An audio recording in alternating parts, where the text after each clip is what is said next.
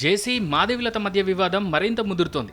గతంలో మాధవిలత కామెంట్స్తో మొదలైన ఈ రచ్చ జేసీ రియాక్షన్తో వేడెక్కింది. ఇక అప్పటి నుంచి ఈ వివాదం పోలీస్ స్టేషన్ల చుట్టూనే తిరుగుతోంది. ఇప్పుడు ఈ కేసులో మరో ట్విస్ట్ చోటు చేసుకుంది. మాధవిలతపై తాడిపత్రి పోలీసులు కేసు నమోదు చేశారు. ఇక మాధవిలత తాడిపత్రి మహిళలను కించపరిచేలా మాట్లాడారని మాల కార్పొరేషన్ డైరెక్టర్ కమలమ్మ ఫిర్యాదు చేశారు. దీంతో మాధవిలతపై పోలీసులు కేసు నమోదు చేశారు.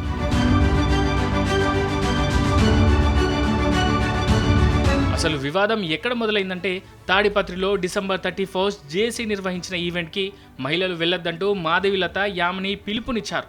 దీనిపై జేసీ బగ్గుమన్నారు. మాధవిలతపై బూతులతో విరుచుకుపడ్డారు. జేసీ కామెంట్స్పై ఘాటుగా విమర్శలు వ్యక్తం కావడంతో ఆయన క్షమాపణలు కోరారు. అయితే అంతటితో ఆ వివాదం ముగుస్తుందని అంతా భావించారు.